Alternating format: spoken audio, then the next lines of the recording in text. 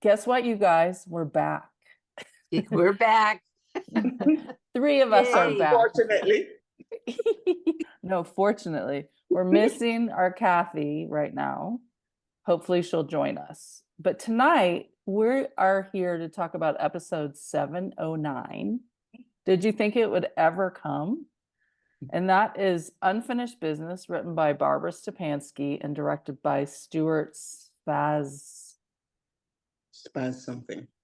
Svazsend? That is probably not right. Barbara Stepansky also wrote episode 605, Give Me Liberty, which we liked. And 504, The Company We Keep, which I think we also liked. So I'm Courtney, and I am drinking water out of my, as Antoinette would say, my fancy glass. My fancy crystal glass. So I run Outlander behind the scenes, and I'm a book fan and a show fan. My brief overall impression of this episode is I thought it was well done. I was impressed with how they pulled together so many threads and did it pretty effectively. And I stayed engaged. The first time I watched it, I was engaged through the whole thing. I noticed some things, but for the most part, I thought it was really well done and I enjoyed it.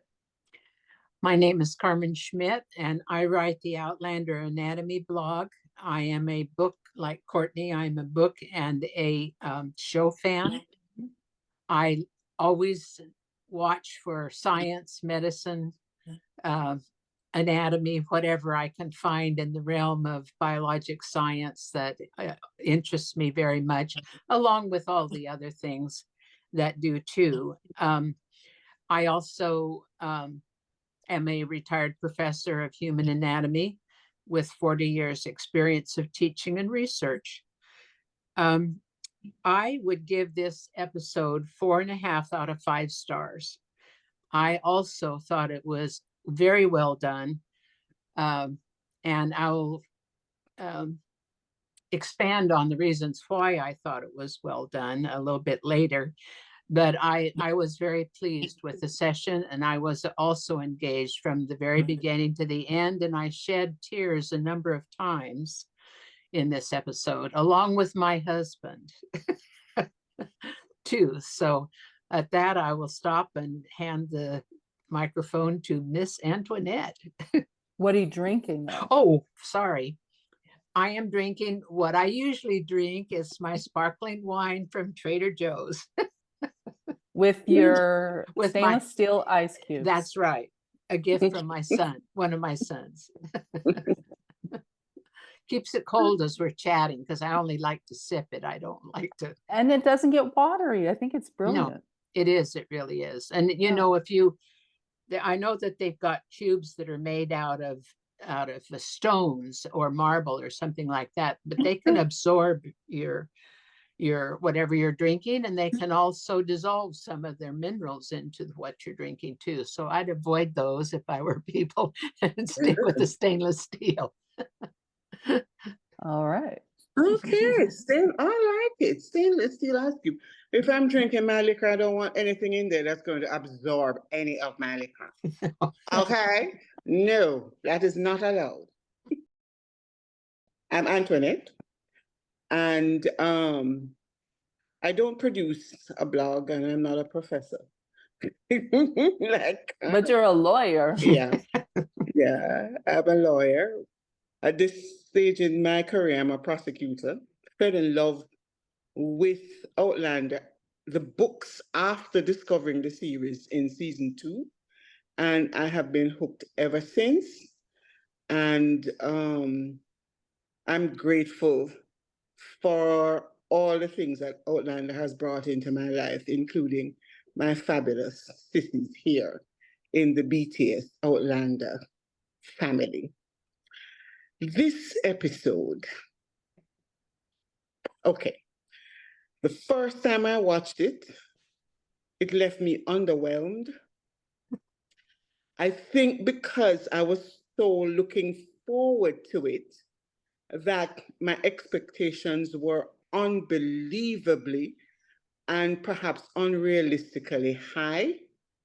And so the first time I watched it, I was said, yeah, it's all right, but I rewatched it in preparation for talking about it. And the second rewatch, I found so much more in it to like, to admire, and there were some parts of it that were really, really well done. And so I'll expand on that later, but overall, I would give this episode 3.5 out of 5. Not because there was anything that bad, but there was one thing that really stuck in my craw, which is preventing me from giving it a higher rating. All right, I can't wait to get to that. I'm sorry, I'm drinking a smoothie, courtesy of my lovely daughter. What kind of smoothie are you having? I don't know. It has mango and pineapple in it. Oh, sounds lovely. I said, just get anything with mango. So. And no vegetables. Oh, hell no. So let's go to our favorite scenes. My favorite scene was Ian's senior's farewell to Ian Jr. and Claire as they are departing. When he came down the steps with his plaid, wrapped in his plaid, it was just one of the most poignant things I think I've ever witnessed in a film. It was because it was so fitting, knowing that that was the last time he would lay eyes on his son and the last time his son would see his father. That just really touched my heart. And that's the reason why I like this scene so much. I thought it was well managed in the way that he came down the steps with the help of, I think it was Michael, or maybe Jamie that gave him a hand, and young Jamie. And then he kind of waved him off and he came down on his own, like the chief of the house that he would, that his family considered him to be. And it was just really a wonderful moment, very well thought out. And that would be my favorite of all the scenes. I like that scene as well. I liked, well, to be honest, I like every scene that John Hunter Bell was in. I thought that this episode belonged to him, and he just really hit it out the park. So I agree with Carmen. That was a really well done scene. And I really thought it was, as you say, well produced in every aspect. My favorite scene was the one in the little sitting room or the big sitting room with Ian Sr. and young Ian. To me, everything just slowed down, and it was, everything focused on them. It was so intimate and it was so believable. I was really impressed with Stephen Cree in that scene, because he conveyed so much with gestures, expressions of, just first of all, being a dying guy. And second of all, being, communicating like an urgency, but super slow. Like, I want to listen to you. I want to hear everything. I want to know about your life. I want to know what's going to happen to you after I'm gone.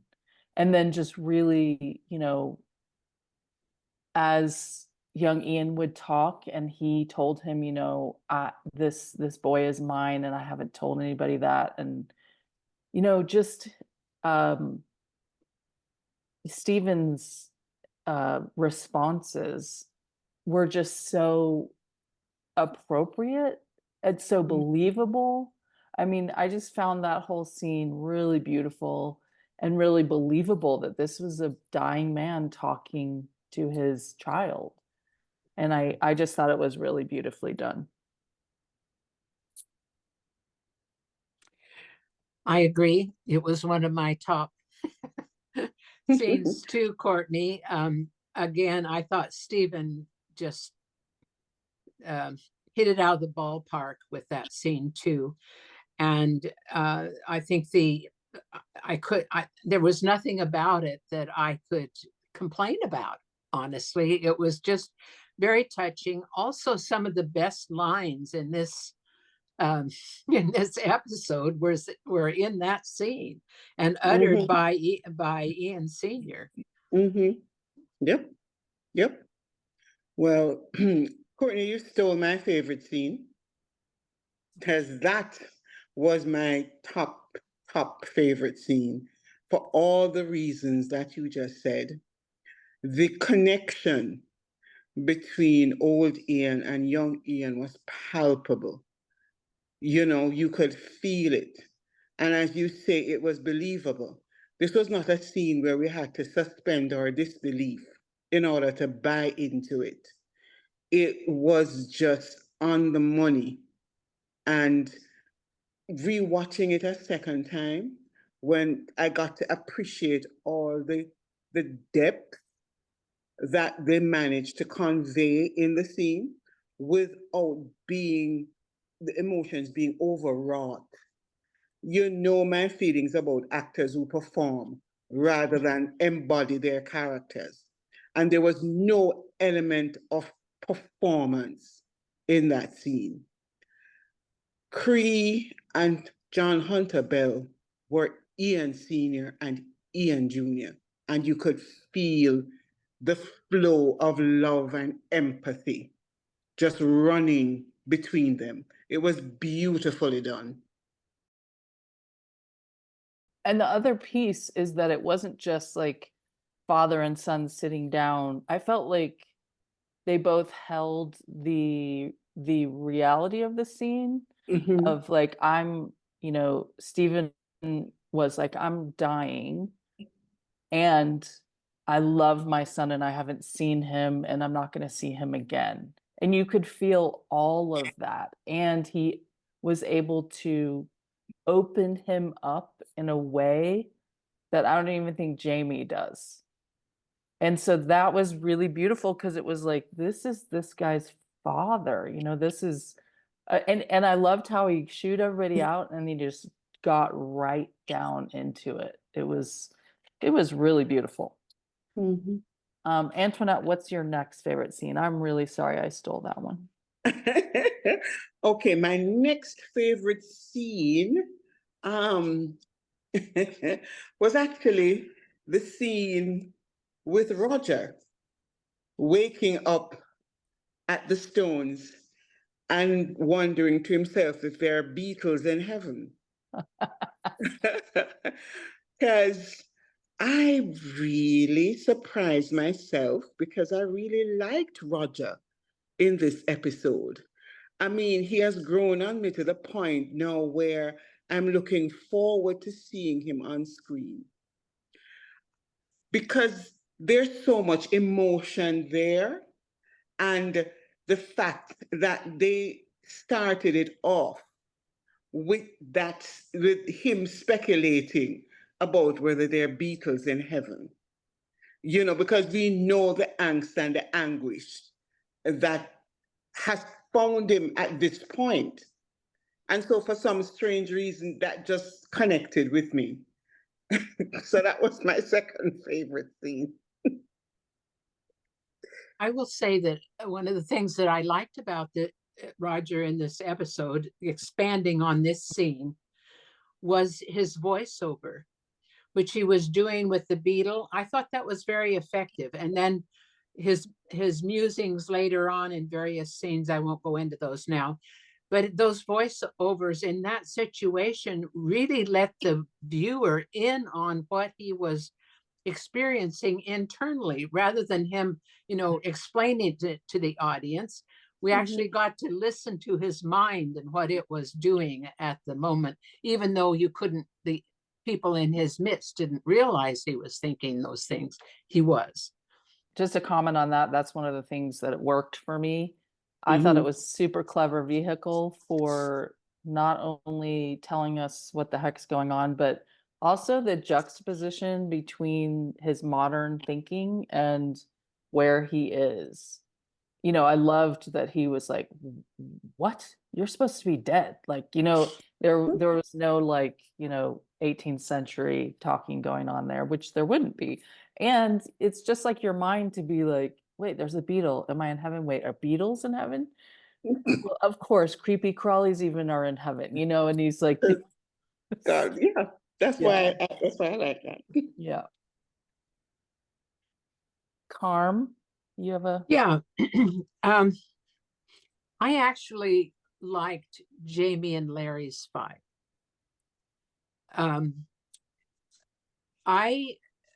Jamie is always Jamie, so you know, I mean, he was delivering like he always does. But Larry, man, a woman spurned, holy mackerel! She is all she did was look at him, and you could see the venom that she was feeling in her heart toward him, the anger and the frustration and the bitterness that she was consumed by was just, I was riveted by her performance, honestly. It was a small bit, but I thought she delivered it very effectively and did a great job of conveying a woman who feels that her heart was torn asunder as a young woman, and she took years to try to heal from it. Now she has a new love. I'll come back to that a little bit later. I didn't think his performance, Choi's performance, was anything to crow about. He knew a good thing when he saw it. I'll say that much for him. But I thought her performance especially was just spot on. Very good. that was on my favorite list also. And I thought Sam was really good in that too. And I really appreciated, if I'm not mistaken, and Carmen, you can probably comment to this, the dialogue was expanded from the book. They don't go into all that you were already in love with her, weren't you? At that point, I don't think that that's said in the book. And I just felt like it was the part from when he gets there to right before she goes nuts. I thought it was a great exchange between those two. I thought they were both really good in that scene. And I also appreciated the way it was written in the show almost more than how it was written in the book.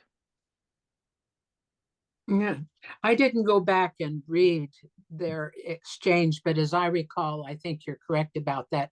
I don't think that she probed him that much about his feelings early on. But that is really revealing to the audience, I feel, so that they understand the context of what went on between these two people, you know, and that Larry, as a 16-year-old girl, she completely misunderstood what Jamie did for her. He did it out of honor, not because he loved her, because he was doing the honorable thing in trying to help a young woman who was going to be beaten, and she took it in the wrong way and then ran for it with it, even to the point of trying to get Claire killed. You know, he did make out with her as he he was did. sexually frustrated by Claire. True. And I actually, as you're saying that, I'm thinking, well, now in the show, one of the very first divergences from the book that I can remember was Leary coming to Jamie At the in stream. just her corset and him going like, oh, and I think it was Ron's idea that, you know, we don't want to make him too much of a hero and he would be tempted because his wife hasn't slept with him in a certain amount of time. And book fans were really pissed off about that. Yeah, I was So angry too. this scene may be a little bit of a, what do you say, homage or whatever, like an apology to, are kind of like redeeming in some way Jamie's character because he's saying I was already in love with her. Now it wouldn't be Jamie's character to then touch someone else's breast, even if he hadn't had sex for however long. I mean, he went 23 years without having sex. Come on. So, anyway, that's just a thought that occurs to me. What do you think, Antoinette? Well, the whole Larry storyline annoyed me to no end. In my opinion, the writers and whoever did what they have fallen prey to doing, which is exchanging drama instead of depth. I think that this episode could have done all together without the whole Larry thing, and we could have spent more time at Laoghaire with Jamie, his sister, Ian, because I felt that we didn't see Jamie and Ian have that much interaction. I mean, these are Ian Sr.? Yeah, Ian Sr. I think that's next episode. Yeah, these are soul brothers. Yeah. You know, Ian is the closest thing to a brother that Jamie has. And I felt that we could have seen a lot more. They could have explored that a little bit more. And I thought there were other scenes that I thought were just glossed over and sort of rushed. And so, no, the performances were great. But I was annoyed because I said to myself, why do we need to see all of this? It's like they put certain things in as a sop to the book readers. Oh, yes, we have to put this in. It's like they were checking off things. But my point is, the book readers already know. We didn't need that. And the non-book readers, they don't know anything about this. So, I found the whole thing annoying. Just, no. What do you think about that, no. Carmen? I mean, I was expecting it and kind of looking forward to it. I think it was appropriate to have it in this episode. Jamie's going to be at Laoghaire now for a while, presumably, if it follows the course of the story. And he will have other opportunities to, for him to explore his relationship with his brother, his soul brother, Ian, who will always be at his side. And I think along with Murtaugh, in spirit, he says he's on one side and Murtaugh is on the other side in a couple of places in the books. But I think I liked it. I thought it belonged there. And I think Jamie, being the person of honor that he is, he said he didn't want to go see her. He needed to go see her because he wanted to explain to her why he felt like he had failed her as a husband. And I think that is true to his character. So I'm happy to see it in. And while we're on that, what did you think about how Claire was played in that scene when he tells her he's going to see Leary? What did you guys think about that? Did you have any thoughts on that? I thought maybe she was a little too composed and collected. Nonchalant. Yeah, nonchalant about it, but I thought it was a cute scene between them. I mean, I liked his dialogue when she was like, "Are you asking my permission?" And he said, "I am not." Yes. I was like, thank God. In the past, he'd be like, "Yes, I would never do anything that you didn't approve of." I also liked when he said, "You wee vengeful thing, you." Well, in the books, she calls her Leary, damn her eyes, Mackenzie.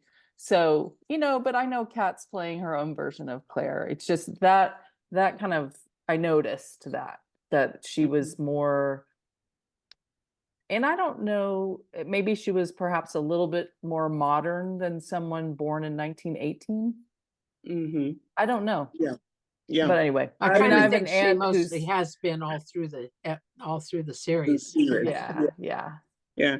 So, you know, it's like she was mocking him, you know, and laughing at him, basically. And so, yeah, I I mean, I thought thought she was being silly and playful, but in book Claire is a little more jealous. Yeah. very much so. Very much so. So that didn't ring true to me based on Book Claire. And remember how she reacted in season 3 when she came back and found out he had married Larry. She packed up her shit and was ready to go. Yeah, and she said, "You're She only you did would go. apologize to someone who shot you," and it's like, well, only you would make light of someone who married your husband after they tried to kill you. Like, it just felt a Larry little tried too do you know light. what I mean? Larry tried to kill her. Do you know Yeah, what I mean? So it just felt incongruous that yeah, she would be so, you know, nonchalant and, you know, mocking. You know, I would have expected her to be a little bit more acerbic, you know, and yeah, show a little bit more jealousy because, right. you know, the character that has been developed to this point is jealous, you Yeah, know, just as how Jamie is jealous. So that didn't work for me at all. yeah, no, that I know we're kind of jumping all over the place, but that's okay. I have something I want to add. Yeah, I notice, maybe I could wait for the things I noticed, but I'm going to say it now because it was with this scene. yeah, totally. They did better with Larry's eyebrows in this scene. Did you notice? Because when she shot him, do you remember when she shot him? My Lord, I thought, what in the world did you guys do to that woman's eyebrows? But they were normal in this scene, and I was really pleased to see that. She looked like she had some caterpillars on there. She did. Okay. Steroids or something. My next favorite, I think that's where we are. I loved the little scene between Joni and Jamie after Leary signs the document, and they say, "Did I steal another one, Antoinette?" And you know, she gives him. I thought she was brilliant in this episode and understated, but very, you know, calls the attention to herself. And you could see her becoming a nun. But you know, she says, "Thank you, Laoghaire," which it must be father. And then he, you know, he's so earnest, and you can just tell he loves her. "You'll pray for me Yes. after you Take your after you've vows. taken your vows every day and twice on Sunday." And again, it's the genuine affection between them is so believable. And I thought that little piece, that little scene was just precious. And like Jamie, you don't really see him like that because we didn't get to see him with Bree when she was that young. And so it's like something that we don't really, a side of him that we don't really get to see, which I thought was really, really cute. I loved everything about that Joni. Layla Burns was just excellent. I love her. I love the side of Jamie that she brought out. Did you see the twinkle in his eyes when he Yeah. was talking to her? You could see the genuine affection. That was just great. That was a great piece of acting and not performative nonsense. That was just actors in character selling a scene. It was great. I love that.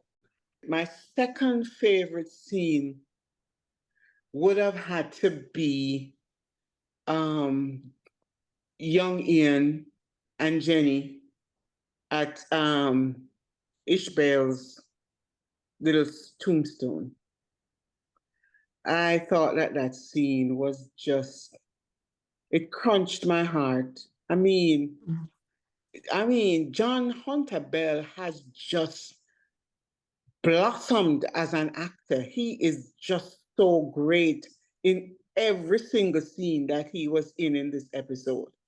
And I thought, that scene was the scene that sold me on the new Jenny, because I felt that connection between her and Young Ian. So I love that scene. And that was my favorite. That was my second favorite scene. My third favorite, actually. I found that oh shoot, what's her name? Kristen? Kirsten. Kirsten or Kristen? Kristen. Kristen. I thought in some of the scenes she played Jenny very harshly, and which Jenny has that side to her for sure. But that one brought her soft side and was, yeah, really beautiful and believable between those two. I agree. Does anybody want to share anything else, or we can go to what worked if not? Let's move on. Okay. Go for it, Carm. Here's one of the main elements that worked for me in this series was that there was a lot of unfinished business. Now, the obvious one was between Jamie and Larry. And that's what, the title came from when he was saying to, he had been thinking back on the eulogy for Simon Fraser, and that the comment was made not to leave unfinished business. And so he had some that he needed to go take care of. So that's where the title came from and the background for it. But then I got to thinking about it, and other unfinished business to me was Ian reconciling with his mom and his dad after being gone for what, 15 or 20 years. There was also Jenny reconciling with Claire. That was unfinished business because she felt that Claire still held a grudge against her. There was Jamie and Joni that needed to be reconnect with each other. There was Claire declaring her origins, where she came from, to the family, and finally owning up to why she was such a strange person from their point of view. And then there was the new contract with Larry, representing something different than the fight, but a resolution. That is another bit of unfinished business that he wasn't expected to happen. I mean, Jamie didn't expect it to happen, but he figured it out. Just like Joni said to him, if anyone can figure it out, you will be able to figure it out. And he did. So I would say that that element, that theme of a lot of unfinished business that got taken care of in this episode was a very important one. So the title worked for you? It did. Okay. I really liked the device. We talked about Roger's internal voice. I liked the device they used when with the knocking on the door. When if you didn't know, if you're not a book reader, you would think, oh, Roger's at the door, he's about to come in, and and then all of a sudden it's Brian. The switch and bait. Yeah, for Roger and switch. Joni, for those guys. I thought that was really well done, and a great device. And I loved Roger going through the what? Brian, you're supposed to be dead. You're not dead. Wait, what am I doing here? Is Demi here? All this stuff. Anyway, I thought that was great. That worked for me. Yeah, to piggyback on that, I thought the transitions were very, very well done in this episode. All of them worked. From the very first one, where we had Jamie reciting his letter, it was a welcome change from the Claire voiceovers, because we didn't feel as if we were being lectured to, so I really like that. And the last line where he says, whatever happens, you'll have Roger and the children. And then the next scene is the devastation at the Stones. that was just perfection in terms of drama. And also with the knocking, and then, it wasn't who they thought it was. All of the transitions worked. Normally, I get annoyed when they switch back and forth in times, because it can be very clunky. They have done it very clumsily in the past, but nothing like that in this episode. I didn't find any of the transitions clunky or unworkable. So the transitions, all of them worked very well and enhanced rather than detracted from the story. Agree. Mhm. And I think that was not an easy task. It could have been and I really appreciated what worked for me. Just dovetailing off of that is that they did not try to tell Bree's story too, like of whatever she's doing.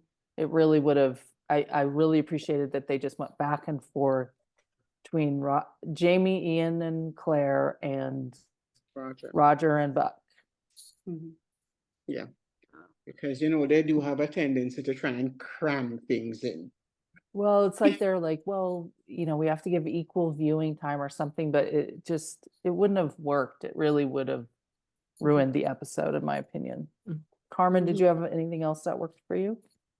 I did. I thought Barbara, the writer, demonstrated a very tight writing technique.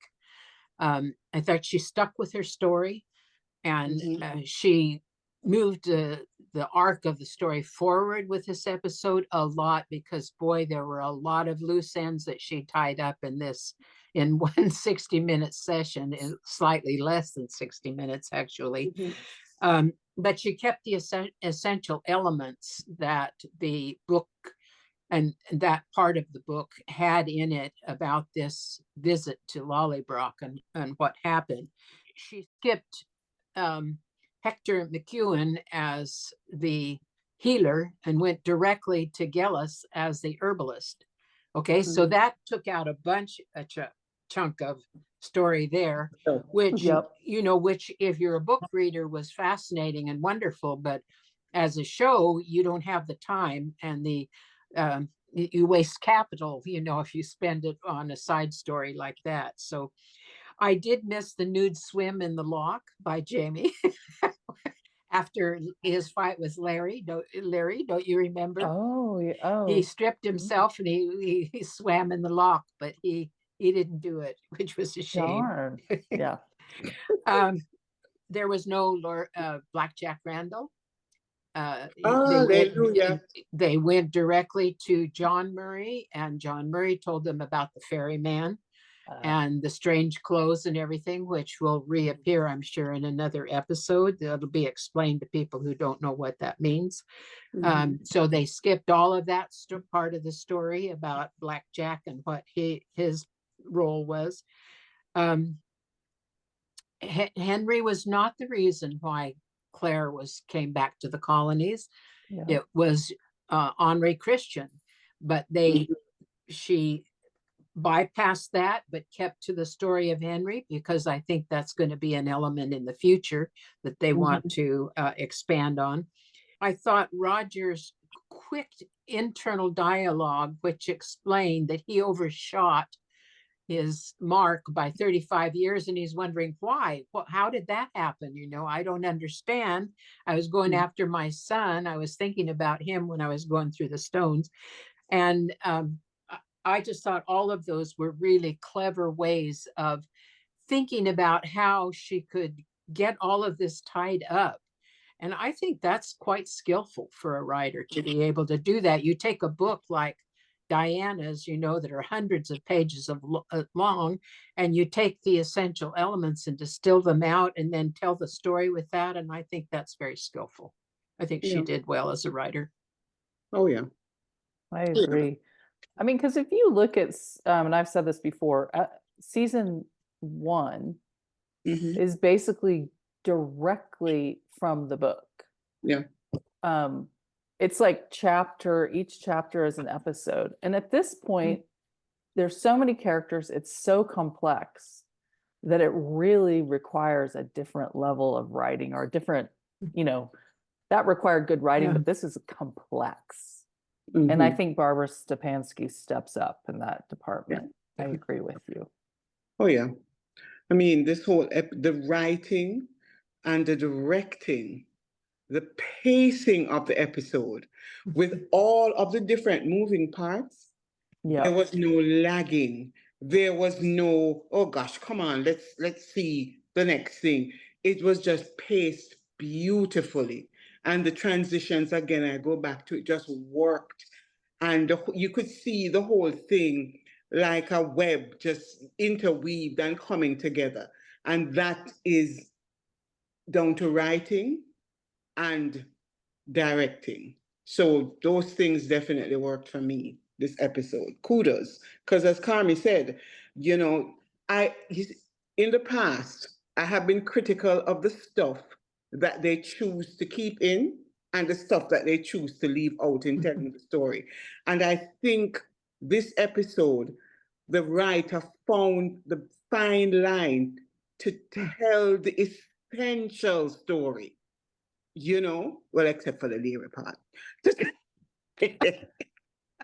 to tell the essential story, you know, without going down all these little side trails that they have done in the past and where we have lost the central story.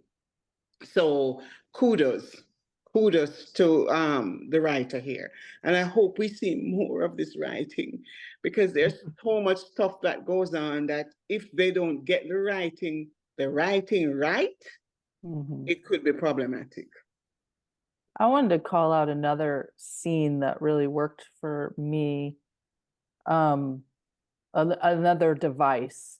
And that was the scene when they're all sitting at the table and the grandkids, the nieces and nephews are all, you know, touching young Ian and all the stuff, and it's busy around the table. And you don't see Ian Sr. until he coughs. You forget about him because it's just a normal family. All this stuff is going on. And then he coughs and the camera includes him. And you go like, oh yeah. I just thought it was a super poignant way to be like, yes, this is life. Life is going on. And then, oh, one of our family members is gravely ill. I thought that was really well done, because it was intentionally, he was left out of the shot until the moment that he coughs. Yep. And I think that's on the director, right?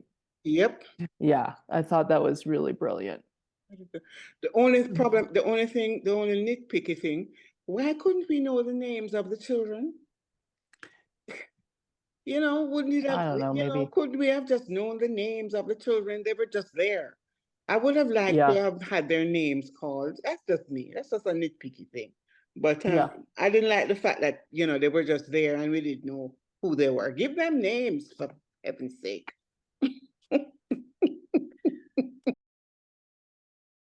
The cinematography. Oh my God. Were they in Scotland? Because Yeah. that scenery looks Scottish. That's not North Carolina.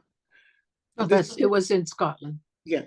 The Yeah. cinematography. I mean, Scotland is just a character in the show all on its own. And I thought the cinematographer really, really reestablished Scotland as a character, because we have been in North America so long that it brought us back to Scotland in the same way that Jamie was so happy to be going back to Scotland. We also were happy to be going back to Scotland and to be blessed with the wonderful landscape. The cinematographer really treated us to some beautiful shots. That's a good point. Yeah. Jamie's wig really worked for me. He's had some. Let me kiss the ring of the wig maker. Because He's has some crazy wigs. And this one's really nice. Some other people got some crazy wigs, but and the other thing that worked for me was the ending. I thought that was great. Me Mm. too. Yes, yeah. Hold on a Pardon? second. What was Where the they ending? where they go to you know, Jenny has said the doctor is really far away, but there's a herbalist in town, and then they go there and they open the door and it's Oh, Jesus, Bayless. Jesus Oh, Christ. Gaelic. Oh, Gaelic. All right, let's go to least favorite scenes. Arm. Well, I can't say that I really had any. I have to say that I said I liked the whole thing. Some were more favored than others, but not to like anything. I really didn't find anything in that. I could say one thing, and that is that I really didn't think that Bree's scene, standing at the stone dejectedly, you know, and then crying in the car and showing the car driving down the road, I didn't think that was terribly effective. I thought it could have had a little bit more drama to it. I mean, you look at Jemny screaming in the woods about her husband and not being able to do anything about it, and Bree's she doesn't know if she'll ever see her son and her husband, and her Buck again, her kinsman by marriage again. And I just think I would have been more distraught. I guess I was expecting something more than what she displayed. I could Oh, kind wow. of, she kept looking at Mandy though, so I could see that she was holding stuff in Yeah, to yeah. not alarm Mandy. That's how I read it. Because Okay, that's a good point. weird. That's weird because one of the things that I wanted to say is that I thought that Sophie did such an excellent job of portraying her devastation Yeah. without being overwrought by it. You could see it in her Yeah. face. And I think that she has come a long way as well as an actress because she was the very picture of devastation. And I thought that she, just like Courtney, I thought she was holding it together for Mandy's sake, I didn't you think know, of that, and I agree. because she couldn't just throw herself and roll around and scream because of because of the child. But when I looked at her in that scene, I said, "Oh my God, her world has crumbled, and you could see it. How do I go on?" It was she really tugged at my heart in just that little thing on her face, just that little, focus on her face in that moment. Great.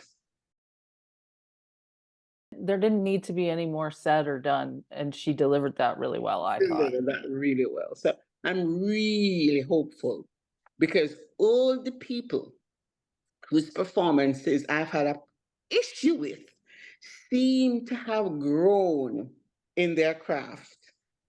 And I am looking forward to seeing if the growth is real or it is just because this episode was so well written and so well directed.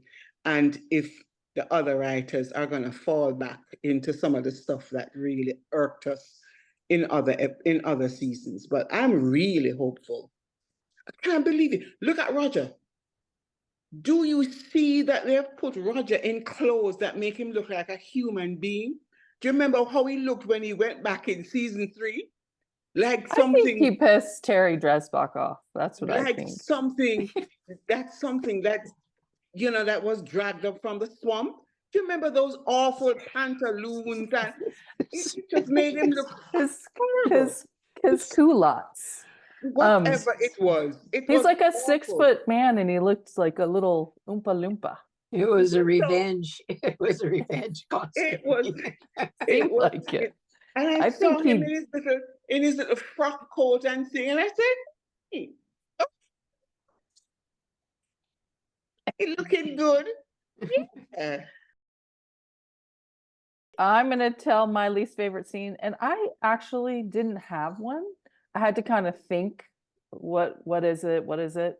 Oddly enough, it's the Roger and Buck coming through the stones, that first scene, which is your favorite, one of your favorites, Antoinette. But for No, me, just the first part with Roger lying down talking about Beatles. yeah, Just for that. me, it's and this was a, you know, dovetails into something that doesn't work for me.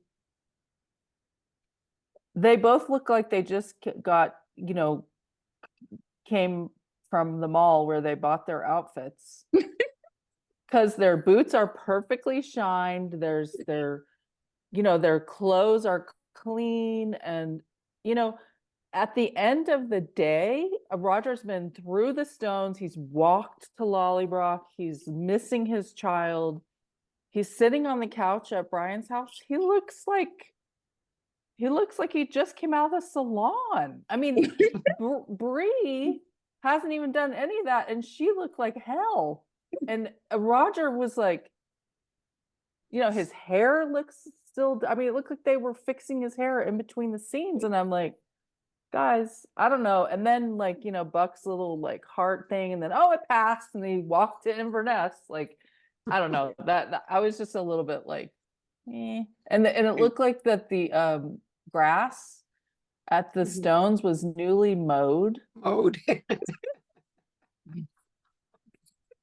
So back in the 1739. So there was just a little, I don't know, that one was the only one that I was a little like, oh. I don't really like Buck. I don't like the character. I don't like the portrayal. I don't like I just think he sticks out like a sore thumb. I'm sorry. I have never liked that Buck character. And yeah, no. The character or the way it's being portrayed, or both? Everything. Okay. He's making you, Roger. I like him. I like him. Okay. I you know, remember when he said, you know, that he told Bree that Rob Cameron has his eye on her, a hot eye on her, and she just poo-pooed it, and then Roger did too. I thought he was very believable when he was, you know, when he made that observation, and he, you know, he was like, nah, you better keep your eye open there, buddy, because something's going on. Yeah. Yeah, but you know, even reading the books, I'm saying, why do we need Buck? What is his role? You know, from reading the books, I never really got Buck and why what was the device, what was in Diana's mind. He just like was a character just thrown in to me. I never really appreciated what Buck brought to the whole thing, but maybe I can see that. Maybe on my 10th reread, I'll be able to finally figure out, you know, why we needed Buck. Well, we had to get Roger hanged somehow. Yeah, but why did he come through the stones? Why did he come into the future?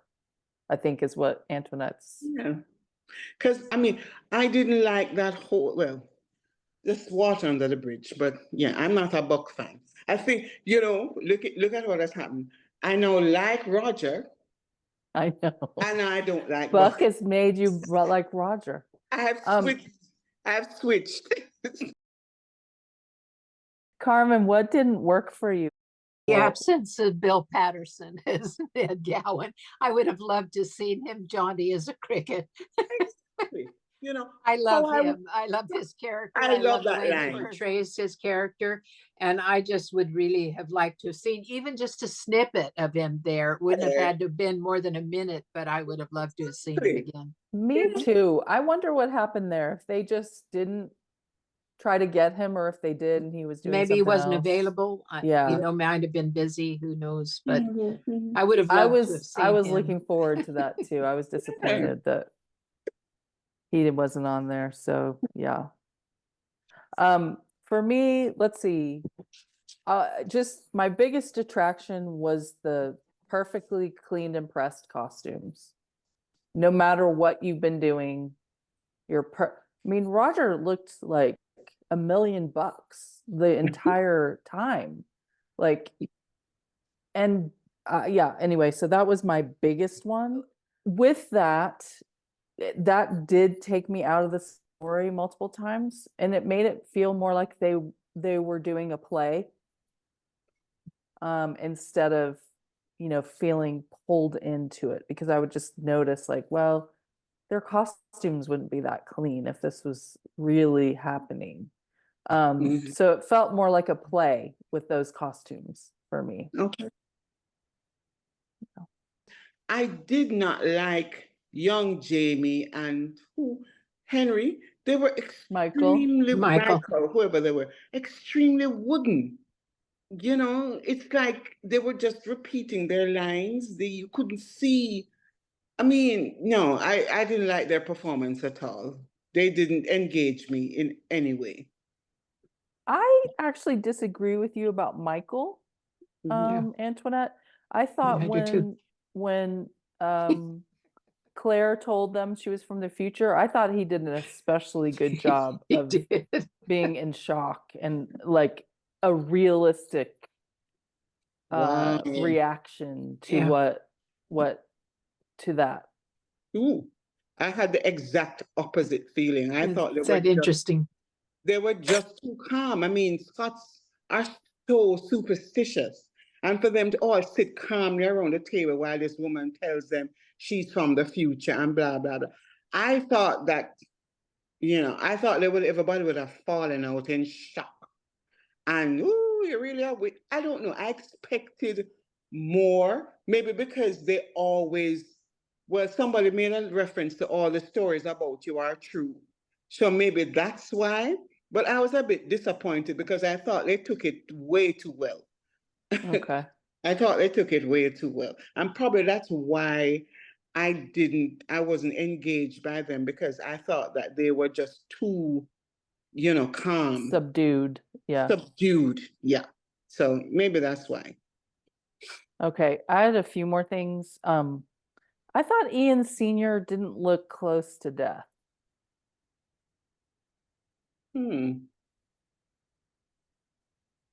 Yeah. I'll come back. I'd like to. Yeah, do that in the Yeah. medical. Then let's see. I thought they did not do Jenny character any favors with her wigs, both Yeah. as young Jenny and older Jenny. I was like, what the hell do they have on that lady's head? Continuity issues. So, okay, so here's Leary from season 3. Can you see that? Mhm. Somehow she's gone from this to the beautiful woman who was in season 7, episode 709. Yeah. I'm looking at her and I'm saying, the hell? Has Leary Yeah. gone back in time? Why does she look so svelte and beautiful? Where have the years gone? She looked very haggard in season 3. She's But in love. Yeah, You know, and maybe Carmen, it's that's what I because was gonna say. It's she's Leary. getting laid. But and It's she actually Leary. looked better by Rabbit Hole. They kind of made her not so much like that season 3 Leary, but then also young Jamie. There he is. Did you guys see he had like a coal black wig on in this? Yes, he did. They look like Anyway. mannequins. I'm like, what? Like mannequins. They were Well, pale with these wigs that looked like they were pasted on their heads. Yes. well, Yeah. it's just, that's like brown hair. Like you'd kind of think somebody would be like, what did Jamie look like last time he was on? I don't know. Anyway, I just found that kind of weird. It was one of those little, things that where it's a continuity thing. So, Carmen, did you have anything that you noticed? I did. The opening scene, there is a young boy at, is it Isabel or Isabel? How do you, Isabeau? How do you? Isabel, that's what it is. At her headstone, there's a young boy there, and that headstone is no longer clean like it is later in the, where it looks very new. in the scene between Ian and his mom, his ma'am. There's a little boy there, and that headstone is quite overgrown with, it has moss on it and things like that. And he's kind of, you know, cleaning it off a little bit. I wonder who that boy is. It'll be interesting to know who it is. And I'm sure it's going to come up because all of those things that they show usually reappear in the episodes during that during the season that they're shown in. So that was one thing that I noticed. Also noticed that Ian Jr., Jenny, and Brian Dew, or Black Brian, all look quite a bit alike in the face. Their face is quite full here in this part of their face, and they all have high foreheads, quite high foreheads. And I thought that's really interesting. As I was watching them through the episode, I thought, my gosh, Jenny actually looks like the man who's portraying her dad. Whip, I think is his name. And Ian looks like both of them, not in his coloration, but in the shape of his face to me, and his head also. That was one thing. Another thing that I noticed, Jenny Stone switched positions on top of Isabel's headstone. So when she put it down, her little stone was to the left of the midline. But when she got when she got Ian to put his stone on, it had switched to the right side. So there's a little bit of continuity harking issue. back to Myrta's Karen moving up. Something like that. I loved Michael's expression when Claire said that she was born in 1917 and that you know, that he needed to be out of France by 1788. Just don't stay any longer than that. And he said, "How do you know this?" And she said, "Well, I was born, you know, basically 200 years from now." And I thought the look on his face was priceless. He was absolutely shocked. But one of the things that why I think that they weren't as shocked as we might have thought, remember, she told them to plant potatoes. And she knew that there was going to be a famine. So they wondered then in the books, especially, is this a fairy woman? You know, what's going on with her? How does she know these things? So it wasn't the first time that they had heard weird things about Claire. They just never actually heard that she was from the future. And I'm sure they talked about that in their home, you know, so it wasn't. And I think he was the one who said, so the stories are true about you. You're a fairy woman. Yeah. A witch, you know, and a she witch. looked uncomfortable with that. And he looked scared. He looked scared, but also like, it's not the right thing to get up and run. You know, he kind of had all that. He was weirded out. Yeah. I have one more and then I'll stop. So when they're walking, when they, meaning Buck and Roger, are walking toward towards Arthur Duncan's home, I instantly recognized it, even though it's painted dark charcoal instead of white like it was in the first season. And the reason, I've been there, so I recognized it immediately. They did not fool me with it. That was Arthur Duncan's house. And so I knew it was going to be, I thought it would be Gillis that answered the door, and it was. So that's what I noticed. Okay, I've got some things. Okay. Did you guys notice at the end they played the Bacra theme after we saw Galis? The music, her theme, that's the Bacra, that's the kind of eerie, creepy. I forgot about that. Yeah. Wow. I did not notice it. I didn't notice that Good either. job. Maybe because I hated that whole background that I sort of blocked it out of my mind. But if they did, how clever. How clever. Yeah, well, it's that Bear McCreary. He is clever. So the opening credits, Carmen, I think that's Jemmy playing with Isabel's old tombstone in his graveyard Mhm. In Yeah, I in thought that was modern Jemmy. times. in not modern when he times. did it, yeah. I thought that was Jemmy as well. I thought it probably will be, but Yeah, yeah. yeah. And then let's see. I noticed young Jamie has dimples just like his da. Mm. I noticed when Ian Senior cried in his scene with young Ian, some of his paleness got wiped off, and he wipes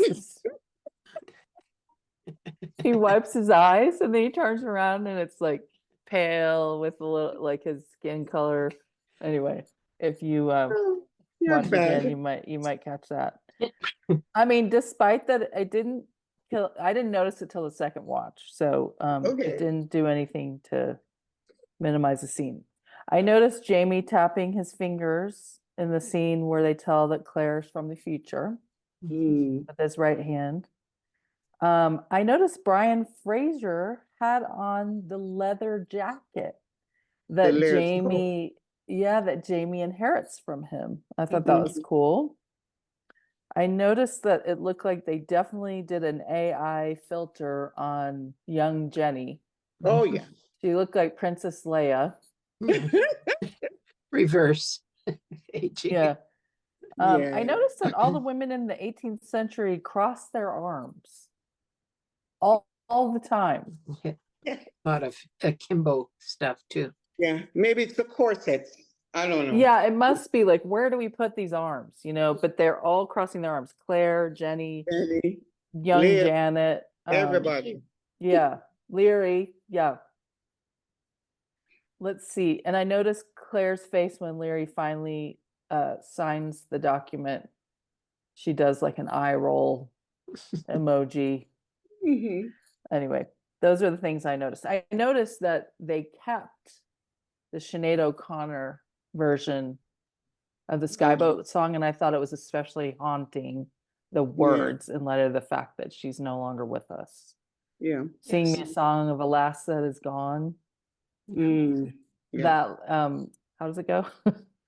Say could that last be Say, yeah, Say could that last be I? And then it's Mary- like Mary is sold. She She sailed sailed on a day over the over sea. the sea to sky. She's gone. Yeah. Very but much then so. it says something else about Bitter all When- that was me is gone. Yeah. Yeah. And I was like, wow, that would be really hard if you were her family member Mm. and you were watching that and listening to that song. That would be super hard. But I don't think it was the right thing to just like take it out. Yeah. So that just lent another super kind of eerie. They may For be me. under contract for it. I don't know. So medical and anatomical. The main thing about this was we'll say something about Joey. We know from the book that he was disabled, but he was quite a bit more disabled in the book than what he was in this episode.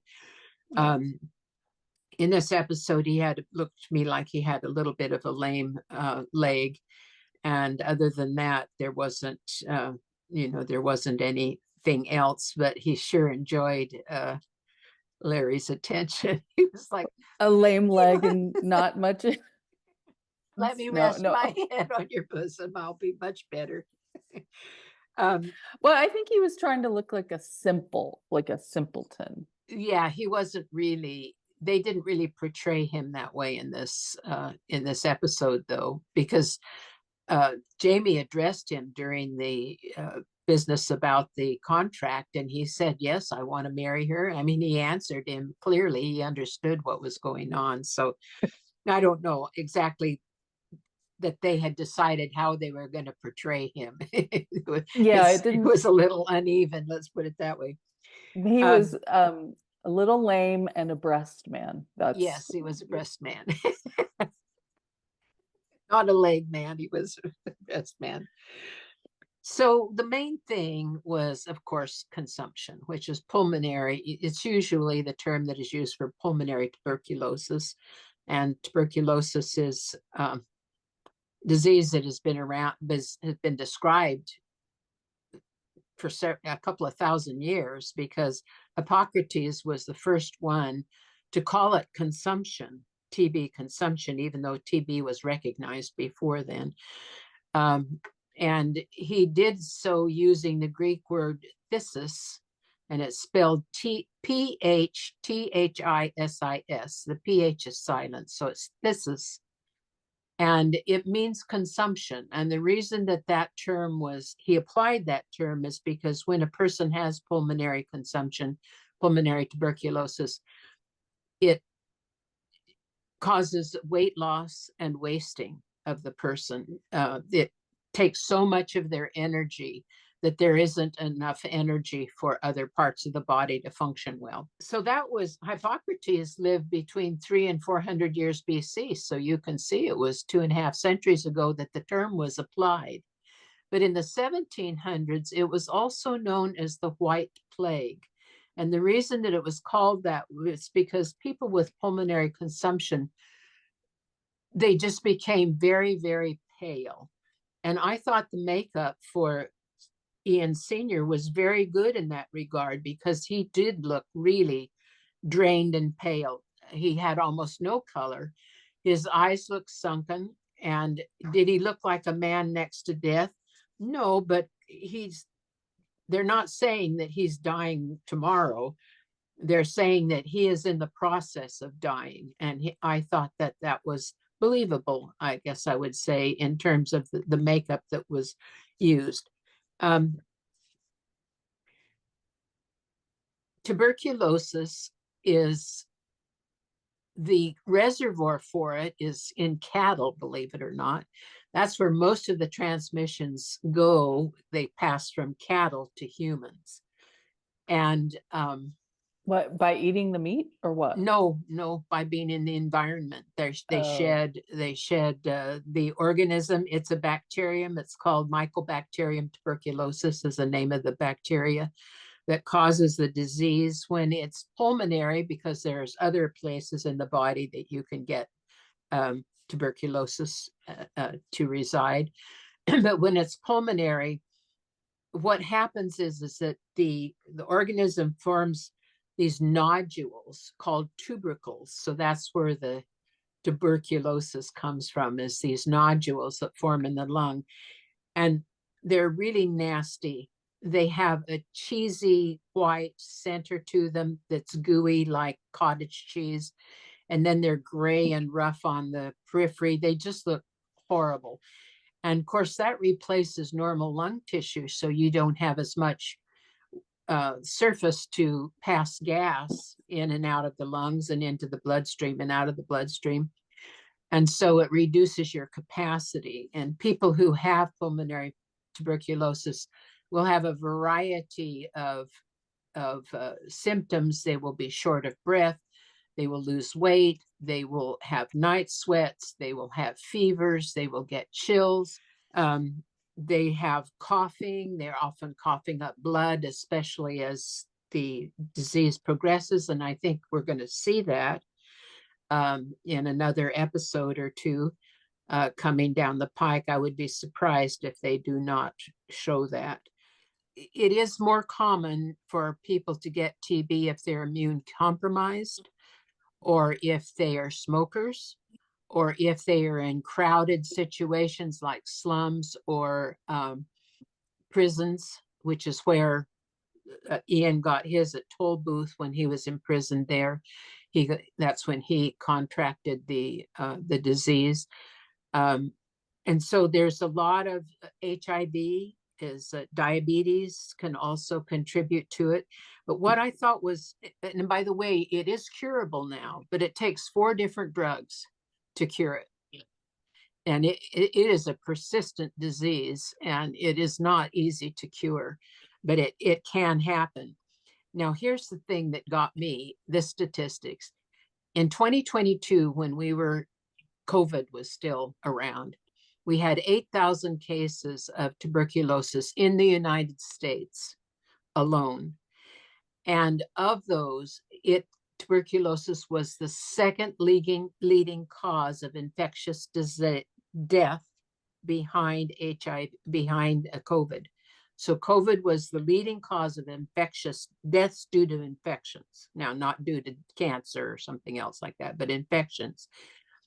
Right behind it is tuberculosis in the United States. So we, people often talk as though it's not an issue here for our country, but it is an issue for our country. We do have it in our population. And there is another statistic that since the turn of this century, 53 million lives have been saved from death by tuberculosis because of early detection and proper treatment of it. So that's kind of a quick synopsis of the disease. I think Ian did a very good, Ian Sr. was just so believable. His cough, what it took out of him as he would turn away and cough, and then struggle to come back. What it took from him at that last scene where his smile of farewell changed to the sorrow and the weight of knowing that this was the end of his life and that he was trying to put on a brave face for his son. Those were all just terribly believable to me. And I just thought they were extraordinarily well done. And I do think that we're going to see a really good portrayal of tuberculosis as we move along. But I was laughing at the beginning because when Buck thinks he's having a heart attack after he comes out of the stones, Roger runs over and puts his ear on his chest. Saying, I don't know what he was listening for. Well, maybe that's a common thing that people do, when they think something is happening, they try to do something.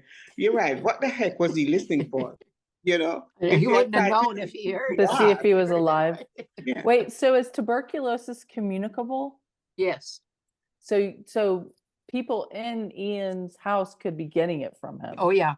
Yeah, as a matter of fact, back in the 80s, when we were at the University of Texas in Houston, we had a Chinese graduate student that came to work in our lab, and she tested positive for TB, and she had to be sent back. And I have converted.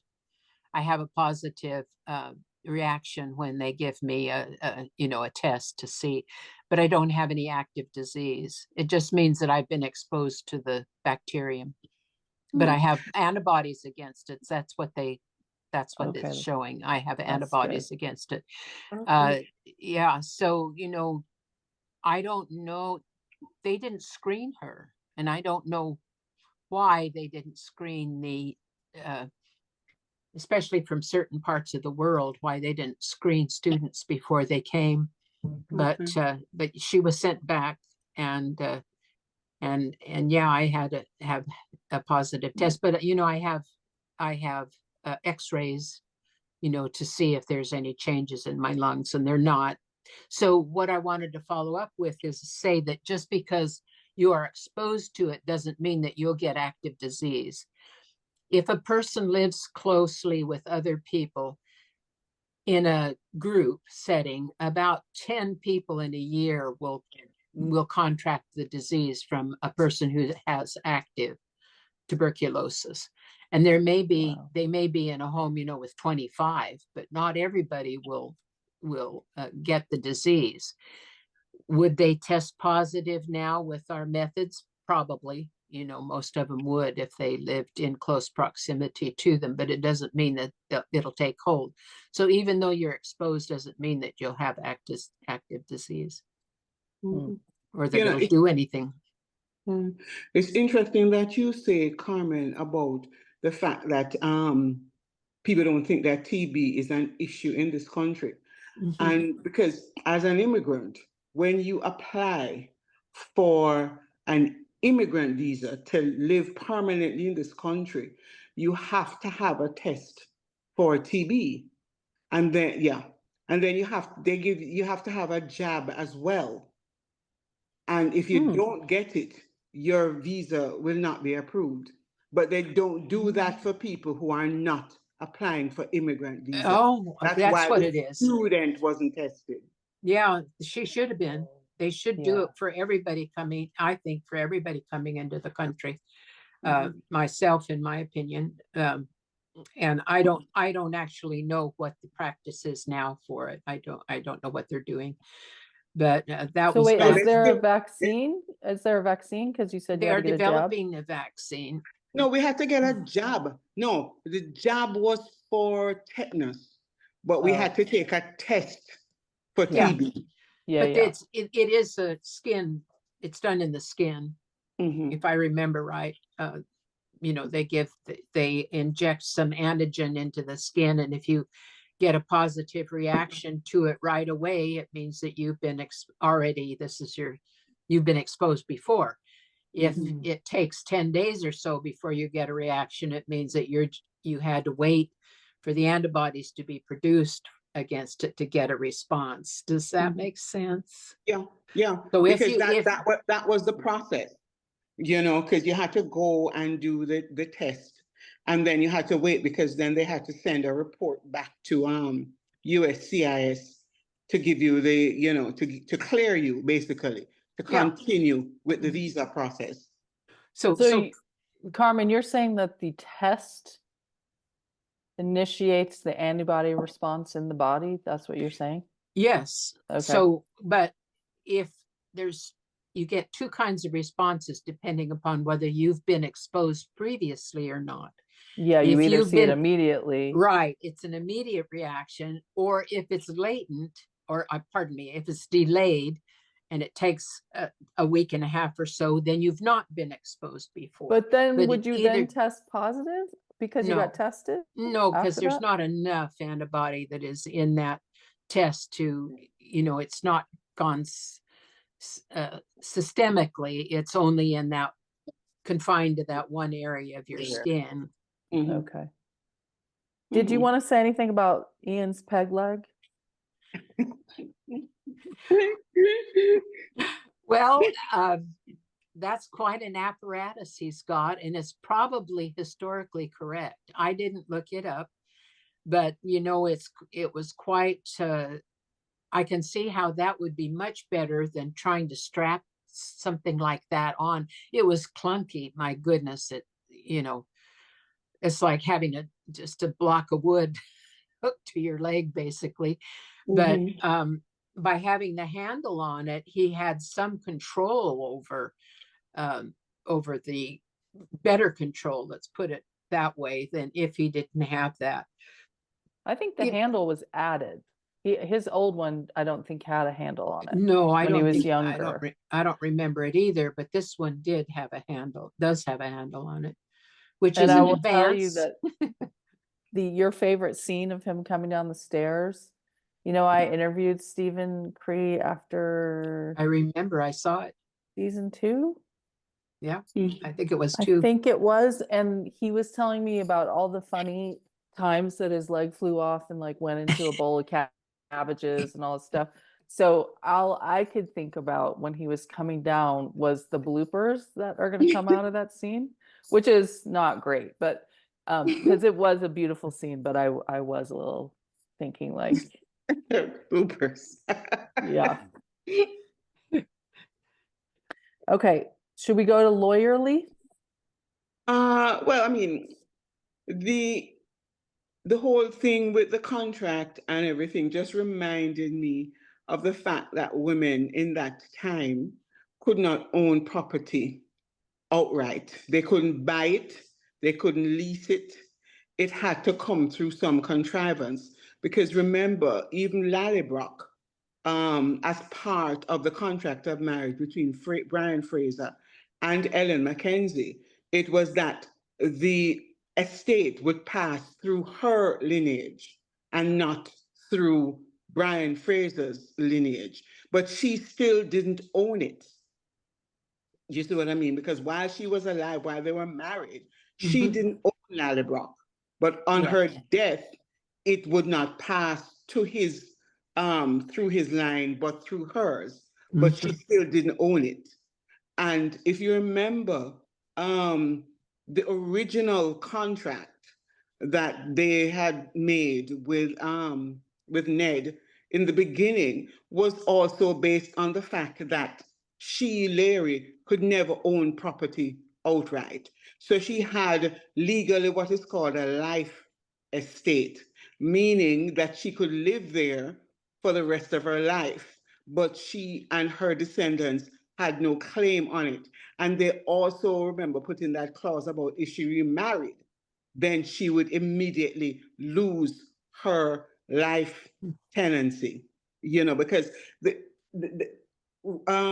land law, especially English land law, is very, very complex, because one piece of property can have several different legal and equitable interests all tied in it, in the one piece of property. So you could have somebody who owns the freehold, which is, what they call the absolute right to the land. Then you could have somebody who is the leaseholder, who has a 999-year lease. Then you could have, somebody who has a life estate, who can live there for the rest of their lives, but then they can't bequeath it to anybody.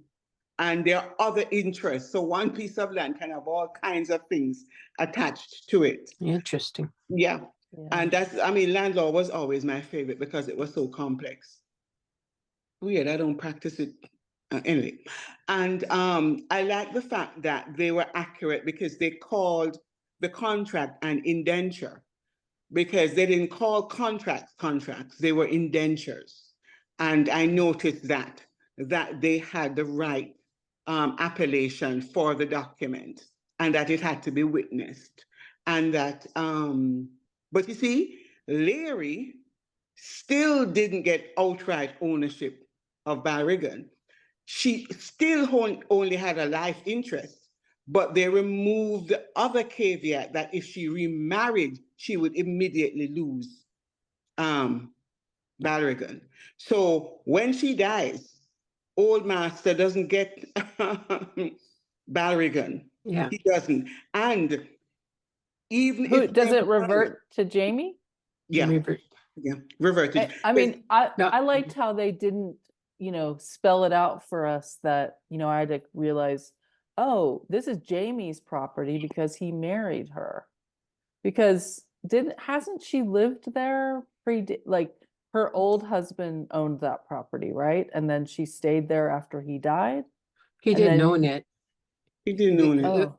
They were like tenants on it was part of Laoghaire. Oh, okay. I Laoghaire. forgot that part. Okay. It was part of Laoghaire. So remember in the episode, Jamie says that it will revert back to the estate when she dies. So normally, if a woman has any property, then if she marries, then the property automatically becomes her husband's property. Remember Jocasta and what's his face? You remember that Duncan Innes. Duncan Innes. Remember that River Run became Duncan Innes's property once Jocasta married him. Yeah. And she had to get his permission to do anything with it.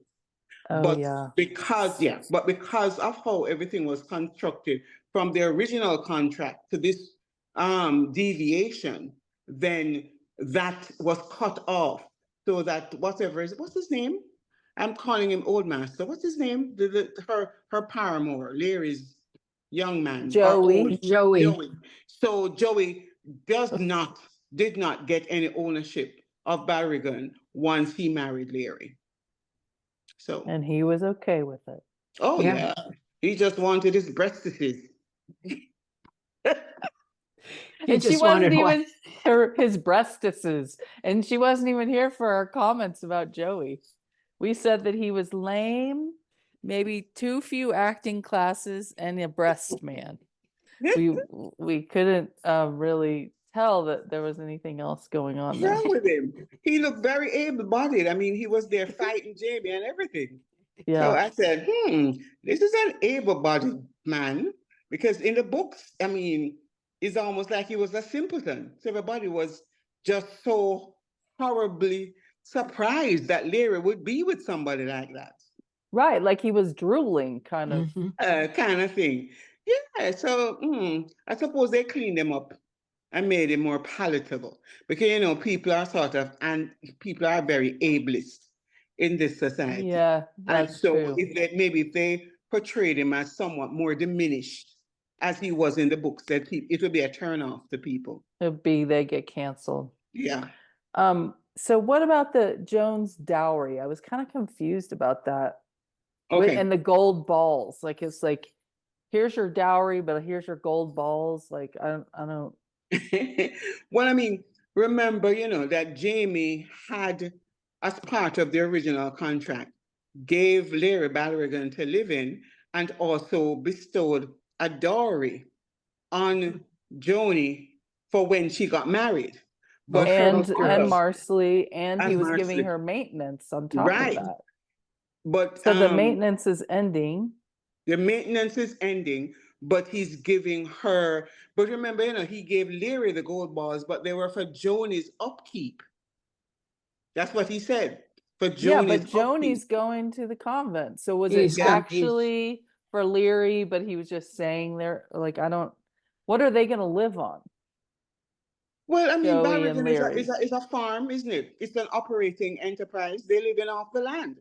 But don't they have to buy some milk or, whatever, Yeah, something? maybe they barter and stuff because remember, Joni has to buy her way into the convent. You Yeah. can't just go. You have to bring something to the convent. That's why she needed her dowry, so Okay. that she could buy her way into the convent. Well, that's what I'm saying. You're going to be a nun and you have to have a dowry and 2 gold balls to get in. I mean, I can't imagine that everyone who wants to become a nun has that kind of wealth. Probably not. Probably Yeah. not. But it depends on which order, because we don't know all the details. But I do know that historically, people had to contribute something. You couldn't just walk in off the street and say, "I want to be a nun." That's Well, only in that's only in books and movies. Because I a thought that lot of the maybe the gold balls were kind of like, this is for Joni. but it's really for Larry. Yeah. yeah, I was thinking, I wonder if Larry will actually transfer both of those to I mean, the way she looked at it, Adam, and then back up, I had in my mind that I wouldn't be surprised if she maybe gave one and then kept the other one or And kept the something like other. that. Well, that's Yeah. what I feel like He's a Jamie knew schemer. something. Like I almost think he gave her the gold balls so she would agree that he doesn't have to give her any more maintenance and sign the thing. And he knew Yeah. that Joni may never see those. But she would have her dowry. So Yeah, she Right. would have her dowry. yeah, because Yeah. if you look at it historically, a lot of the novices in those convents were not poor people. Most of them were from very well-to-do families. It Mhm. wasn't little poor girls off the street, because the church had to get an endowment. Yeah. Interesting. I didn't know that. Well, weren't most of those orders self-supporting? I Pardon? thought they were. I thought most of those orders, monks and nuns, were self-supporting. They usually had some kind of enterprise that they engaged in to pay for their upkeep, didn't they? Like making soap or something like that. Wine or, Mhm. Eventually, Blood of the Martyrs. Remember that wine in the book? yeah. Eventually, but a lot of them historically relied on endowments from the church. And so it was important for them to get those contributions from people who wanted to join the orders. Mhm. I mean, eventually, as you say, industries developed and, they went out and were nurses and whatever. So they were self-sustaining. But even still, because I remember there's an order in Jamaica called Brothers of the Poor, and they are I think they're Franciscan, no, they're Jesuit, and they don't have an enterprise. They rely totally on the church for their sustenance. So even in this modern times, there are still orders that are not self-sustaining. Okay, well, let's go on to BTS. I just have 2, and they're not even confirmed. They're speculative. I think in the writing scenes in the beginning of the episode where we see Ian and they go to the funeral, and then we see them riding to Lollybrock. I'm pretty sure those are filmed down the hill from the location where the Standing Stones are in Kinloch Rannoch. It looks Like if you're standing at the standing stones and you look down at the loch, Mhm. it looked like that exact spot. I would have to confirm that, but I think it might have been there. And also, when Jamie is writing to Leary's, I think he's on one of the original horses there, either Sleepy or Alfie, in that scene, because it's not one of the Frisians. So that's another Well, I one I'll mean, have to confirm, but yeah, they're back in Scotland, and I think Sam in an interview did indicate that he had Sleepy, and that Sleepy, pooped on all of them at some point when they were filming an episode. are you talking about for this season? Yeah, I mean, because Sleepy is now 10 years older. He's an older horse. Yeah. Yeah, so- but they can live to be 30 years or more. Oh yeah, totally. But I just thought that was pretty sweet that his original horse. They went and got Sleepy. Yeah. So let's see. And then in memory of John Fadden. Who's that? Who John is that? Fadden was their advisor. He's on Mohawk history. Oh, He was an arts and an educator and an artist who specialized in the Mohawk and Iroquois Oh, areas. So he passed away apparently. And then I noticed that Vanessa Coffey, the intimacy coordinator, is still mentioned in jeez. in the credits. credits. So Mm. along with a lot of people who have been there since the very beginning. I didn't go through and enumerate them, but it's just really cool to see the legacy of this thing and how 10 many years people. is a long time to be. It's a long time. Yeah. And they Eleven. still called out COVID coordinator people. Mhm. So I don't know if what they're still doing, but they're still Yeah, in but the they credits. may have been filming at a time when, they may have That's started this true. filming back before we Exactly. were Then out of the po- woods. I read that Kristen Atherton, the new Jenny, actually auditioned for the position of Jenny at the beginning of the show, and they chose Laura Donnelly instead. Mm. And I thought that was really interesting that she now has it. It's That's really right. hard for me to get Laura out of my head because she Yeah. fit that.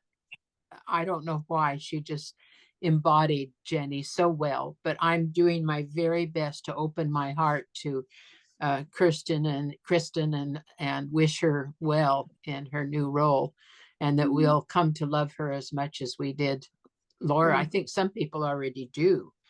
The other BTS, and this is a little bit different of BTS, but I would have loved to have heard what happened at that table after Jamie walked to the door and answered the knock with leaving Claire, talking about her. That was when she said that she'd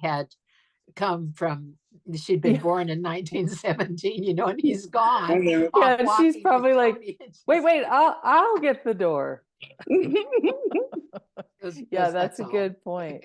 And yeah, I will say that I think Kristen Atherton has huge shoes to fill. She does. I mean, I think Kristen is good, and she's doing a good job.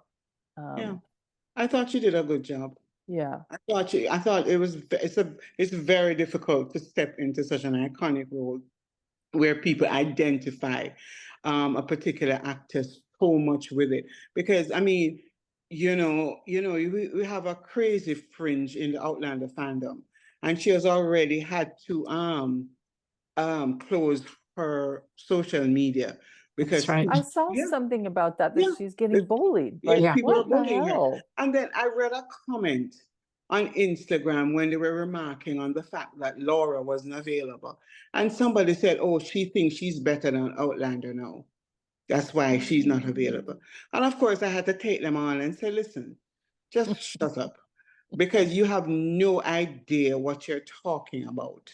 Because Laura is not wedded to any particular part, and she is free to take on anything that she wants. She left Outlander to star in a series where she was the main character? Why is she going to hang on to be a part of an ensemble when she could be the lead? Now, granted, her series didn't last that long and it was a bit creepy, but it didn't do so well. Yes, but she had an opportunity, and any actor is going to take the opportunity to be the lead. Totally. I mean, I Completely get it. I miss her, but I get it. Yeah. Let's do favorite lines. Okay. Carmo, did you have any? I do. There were actually quite a few, but it's when Claire says, "I am not magic. I have no power, only some knowledge." And the look on her face, the regret that she isn't magic and can't do something about this, was really palpable to me. I just thought that was just a great line. It's actually more than one line, but I mean, you know, it was said as as one thought. And that was a real standout and a favorite of me. I know how she must feel. I'm not magic, you know, but I wish I were so I could help him. It would be my thought if I were her. Yeah, and then Jenny's reaction. How hard would that be? Yeah. You know? Mine was toothless and wrinkled, but jaunty as a cricket. I loved that line. I loved how Jamie delivered it, or Sam delivered it, and it made up a little bit for the lack of Ned Gowan. Yeah. Yeah. Of Bill Patterson in that role. I was really looking forward to seeing him. Yeah, that was a great line. One of my favorites was Jenny to young Ian. Your dad wants you to go and live the rest of your life.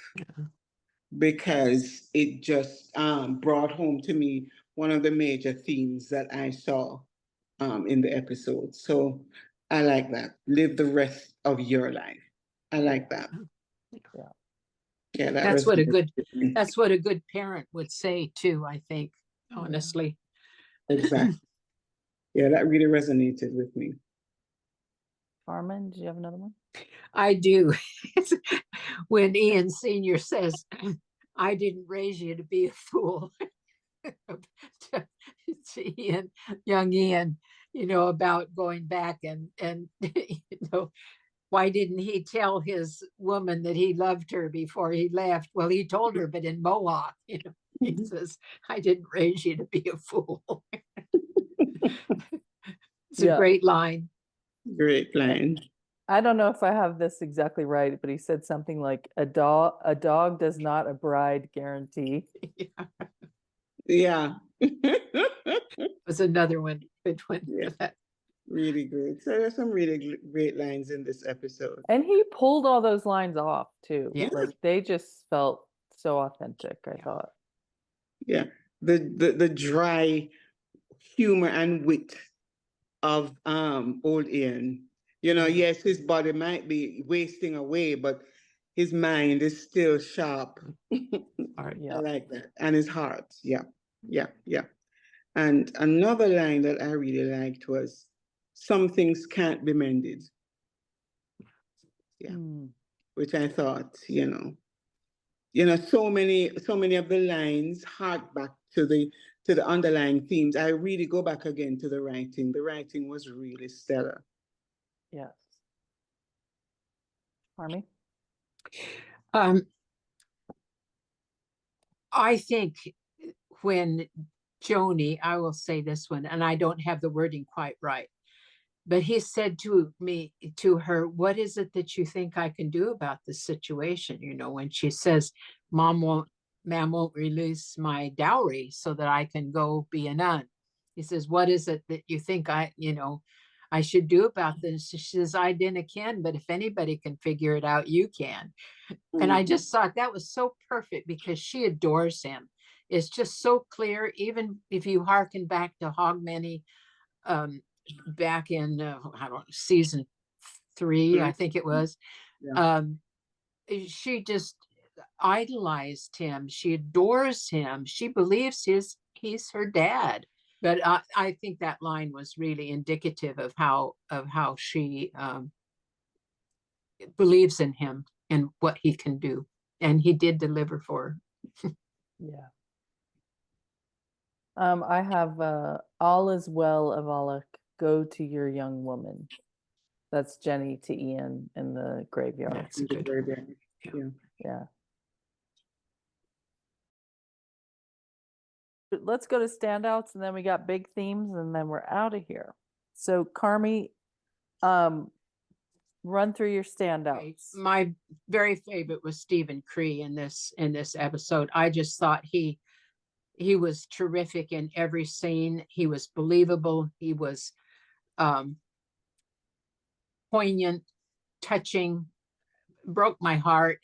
You know, I cried every time that he was in a scene with somebody because he was so touching, and his facial expressions were, I just thought that's the best acting I've ever seen him do. It was just, it was astonishing to me. I thought Nell Hudson did a great job. I really do. She, as the bitter, spurned woman, I thought she was really believable, and her disdain, and she just dripped venom toward Jamie. But the third one was Lila Burns, Joni. Oh my God, that woman's hair. She is a vision of beauty, of loveliness. I don't think I've ever seen a more beautiful human in my life than her. And she has such an aura of innocence and faith about her when she speaks. I'm just mesmerized. I just find her just a fascinating character, from when she was a little girl there on those steps, and listening to the reason why her dad was going to be leaving with Claire, to her now as a grown woman who's looking to take her vows. I just think she was just marvelous. Yep. I'm right there with you, Stephen Cree. I thought he was stellar in this episode, and that his acting was phenomenal. He's a standout. I thought Jamie was really good. Sam was really good in this episode. Yeah. And young Ian also. Barbara Stepanski and the director, whose name I can't remember now. It's on a different page. But I wanted to give a little shout out to, and I had is it Layla Burns? Layla. Layla Burns, who played Joni also. And then shout outs to Michael for his small role, and a shout out to the new Jenny for stepping into those big shoes. Yep. Okay, my standouts were John Hunter Bell. I thought, as I said in the beginning, I thought young Ian owned this episode. I thought that every scene that he was in was a gut punch, and he just carried it off impeccably. I have seen him grow as an actor so much, and it is just remarkable to see how far and how much he has honed his craft. It's really something to see. So he was my complete standout. I thought Kristen, I just hope we eventually get her name right. I thought that she did a very, very good job in stepping into the Jenny role. I thought that there were some instances where you can see she was trying a little bit too hard, but for the most part, in her one-to-one interactions with Jamie and with young Ian, I didn't see Laura in the role anymore. She was Jenny for me. So I am looking forward to her if we see more of her, which I know we will, because we have those scenes with her and Jamie, and well, hopefully we'll see them. I'm looking forward to see her really embody the role, because I think she's my kind of actor, where she can become a character rather than perform, right? So I think I'm looking forward to her development. Layla Burns, You know, I've been a big fan since Jump, and she has an ethereal quality about her that is just magical, magical. And I loved, it was so subtle, the little the interaction between her and Jamie. It was beautiful, understated, subtle, but you bought it. It was she's immaculate. I wish I could see her in more stuff.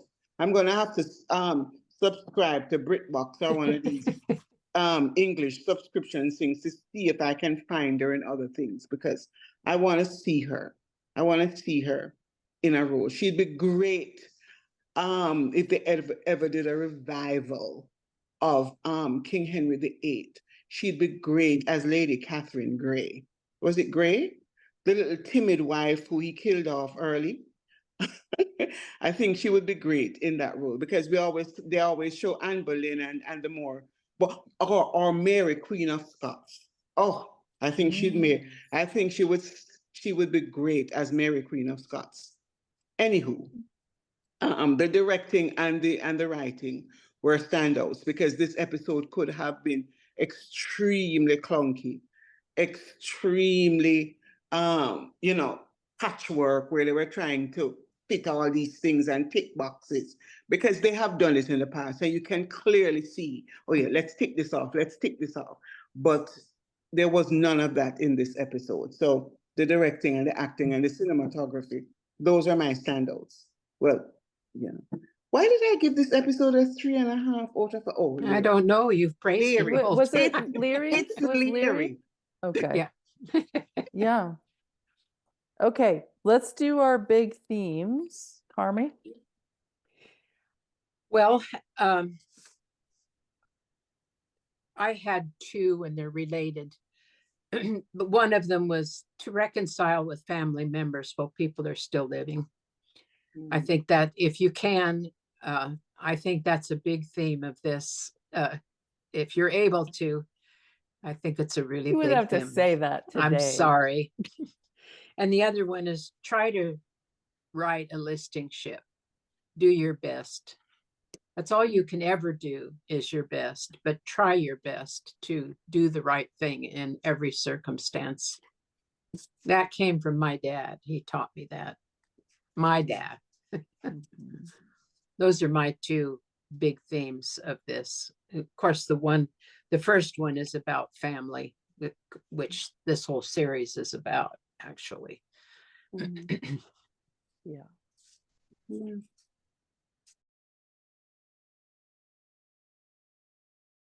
My big theme is about the unique but common experience of simultaneously holding the grief of loss and moving forward, and the gifts that come from that.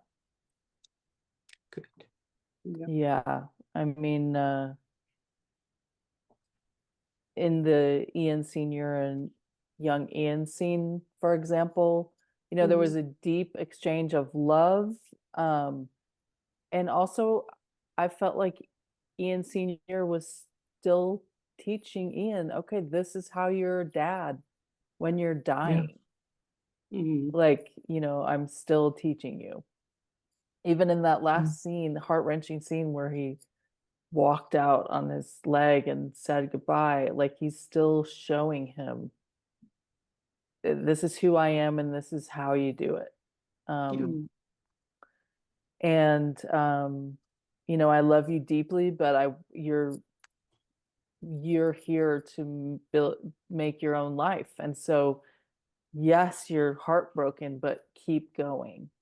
Take me with you and go and build your life. And then Jenny and Jamie, I felt this theme was evident because, she was really faltering, and he reminded her who she is and how she has been through this before and how she got through it.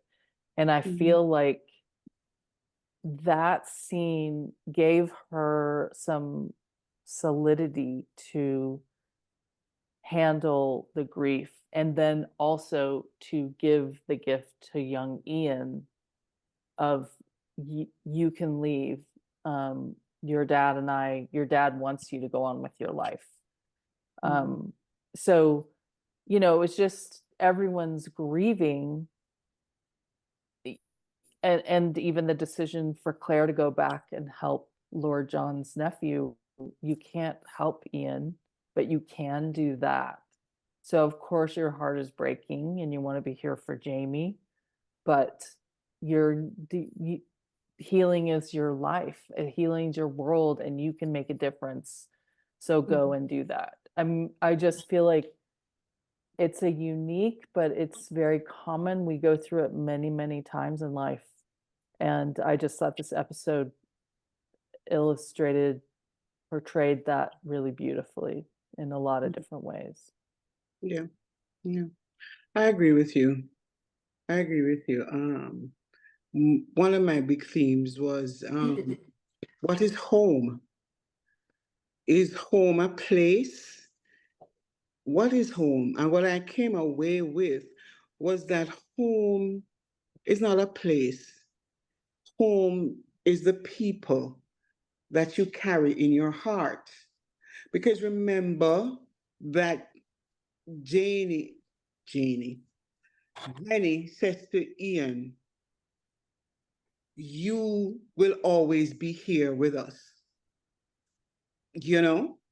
And it just came to me that no matter where you are physically, if you are carrying the ones you love with you in your heart, then that is home, wherever you are.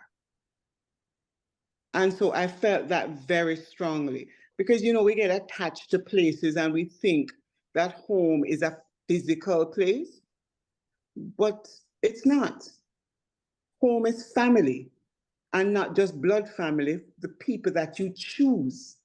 And as long as you have them in your heart, that's where home is. So that's where and I thought home is where the heart is. Yes, but it is not a physical place. It's not bricks and stone. The other theme that really resonated with me is the juxtaposition of death and life. Because we saw both of them traveling side by side in this episode. You know, Ian is dying. He's not long for this world. But at the same time, he's pouring life into young Ian and giving him permission to go live the rest of his life, which is why I found that line so poignant. Your dad wants you to go and live the rest of your life. And Jodie is going on to live the rest of her life.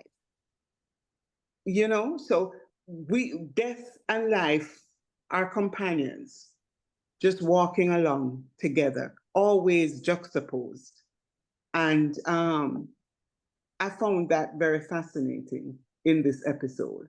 And I thought they did a really good job of provoking thought around these kinds of ideas and thoughts, because you can't really come down and say, okay, well, this is resolved and I now understand. No, what it does for me is that it provokes thought, gets me thinking about these things in my own experience and in the experience of people that I observe.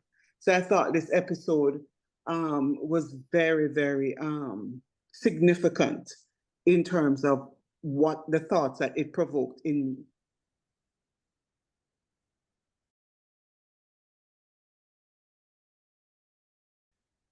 Okay, well, we did it. Yeah.